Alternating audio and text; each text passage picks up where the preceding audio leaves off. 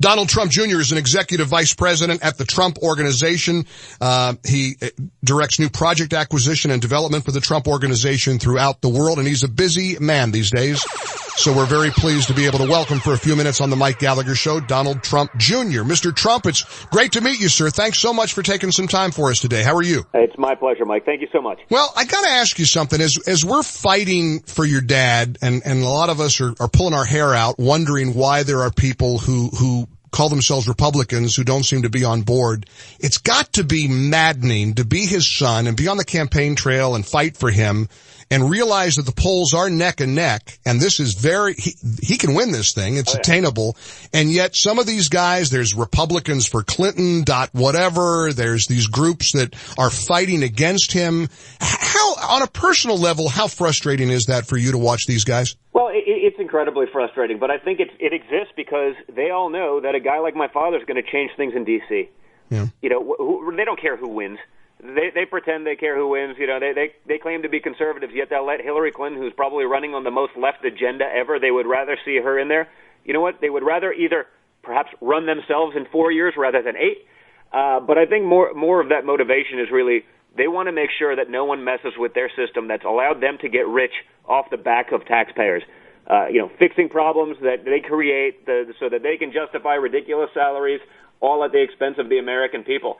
You know, they know my father, what he's done in business time and time again, streamlined things, gotten rid of that waste, fraud, and abuse, et cetera, et cetera. You know, they know that their little pleasure party is over if my father gets in there. And I think that scares them because, they've spent years building up a system where there's no accountability. I mean, look what happens. I mean, if they lose, nothing changes, nothing happens, they continue to get their jobs, they continue to get paid. Yeah. So they would much rather maintain a status quo of corruption, have a Clinton in there, and they know that they can line their pockets very well for a long time if she wins. But the unthinkable of having liberals on the Supreme Court who will define the tone and tenor of this country for many, many decades, that's the part that your dad released a list of Supreme Court nominees. Let's talk a little bit about the importance of the Supreme Court. By the way, 100%. I mean, that's frankly much more important than the rest of the election. If you're an American that believes in basic freedoms, right. You allow a leftist, you allow leftist judges to get on the Supreme Court where they don't care about the Constitution. They probably never even read it. They could care less. They will legislate from the bench. They will impose their liberal values from there, and that's not a 4 or 8 year problem. Right. Mike, that's a 40-year problem. They're going to elect some sort of young, very liberal, left-leaning, judge. They'll sit on the bench for 40 years. Pushing their agenda, and America, as we know it, is over. Well, basic freedoms, over-regulation, it would be a disaster. It would be a disaster. That's more important than anything. Frankly. One of the things that has not been acknowledged, and the history books will acknowledge it. Your dad has never even run for dog catcher. I mean, the idea that he's neck and neck with an establishment machine like Hillary Clinton is almost overwhelming. Do you guys as a family stop and take stock of what kind of history your dad has made this year? Of course. Listen, it's amazing to be a part of it. I mean, for me, just to be a small cog in the wheel trying to help out in the process is amazing because, again, we've traveled the country. I've gotten to see people all over the country and listen to them and hear their thoughts. And, when they're thanking me for allowing my father to do this as though I had any real control, right? But, it's amazing to see because they are scared. They're worried about what happens to America. They're worried about the future. They're worried about their kids.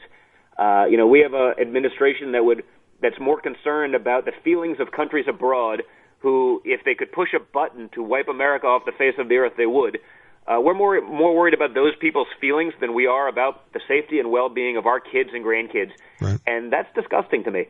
So this agenda, that will be perpetrated and probably get worse under Clinton because that's where she's been pushed so far left.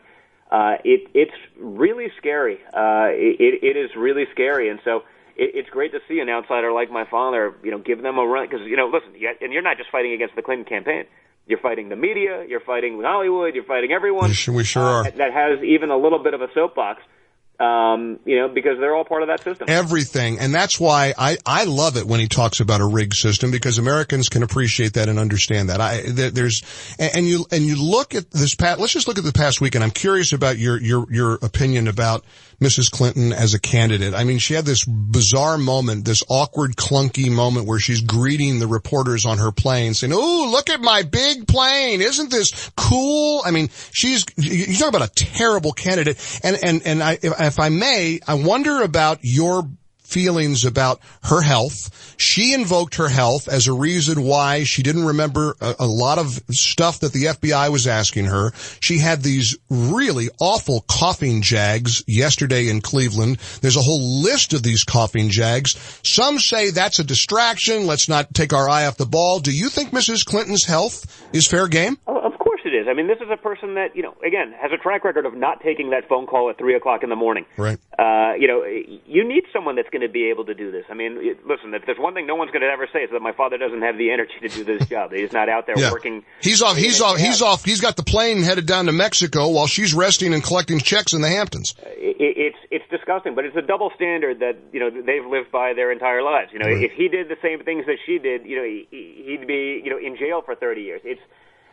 It's really not fair, but I think, of course, it's fair game. I mean, this is a person that's got to lead the free world, and, there's a reason they hide her. There's a reason they don't let her speak to people. It's because she's not very likable. When she does that, finally, invites a couple of people on the plane, she's not a person that can speak to the people of this country. Right. She's, establishment elite, and that's about it. No one in their right mind would say, "Hey, I'd really love to have a dinner with Hillary Clinton." I mean, it's just, there's a personality deficit there. So, you see that in anything that they do. Anytime there's a witty thing, it's got to be on Twitter because someone's got to write it for her because she can't do it herself. It's very different. I don't think you've ever seen a presidential candidate that's been as hidden from the people who are supposed to be her would-be constituents than Hillary Clinton, and right. You got to question why that is. Donald Trump Jr. is with us here on the Mike Gallagher Show. Final question. Again, I know how busy you are. Back to these people who stubbornly, call themselves Never Trump. When I argue with them, and I've had some spirited, passionate one-on-ones that some of them lasted hours, I always get them to get to their final worry or their big concern is that they know what they don't know about your dad. Of course, my retort is, we know what we know about Hillary Clinton. We know what she'll do to the country. And then some. And then some. So how do you seal the deal with these people who are on the fence right now?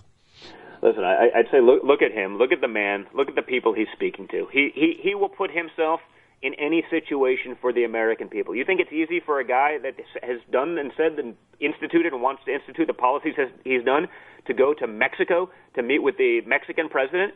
He's got the guts to do those things. You may not always like what he says, but he's starting a conversation that needs to be had. Right. We have to be honest with ourselves. We have to be willing to do that. We have to be willing to stand up and talk to people, even if they don't agree with us, to start that dialogue and to have that dialogue. He's going to do that. He's done that. He's proven that. I mean, he's put himself in some very hostile and potentially, hostile, situations Sure. like that. But you know what? He's got the guts to do that. He's not sitting in the Hamptons hiding, collecting, $10 million a night from, rich Goldman Sachs partners.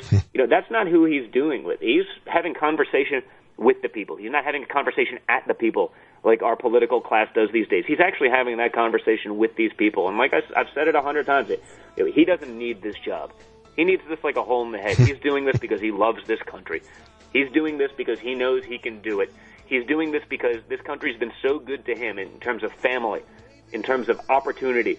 He wants to make sure that those same opportunities exist for all people, the working class people of this country, every ethnicity, every background. He wants to make sure that they have the same opportunities that he's been fortunate enough to have. And he's never going to hide from anyone. So, I think if you look at the way that he's put himself out there for the people, that it's just not even a question in my mind. Donald Trump Jr., I'm so grateful for your time. You do your dad proud, not only in the world of business, of course, with his company, but on the campaign trail. And we're pulling for you and praying for you and fighting the good fight on your dad's behalf. I appreciate joining us today. Thank you so much, Mike. Have a great day. Thank you very much.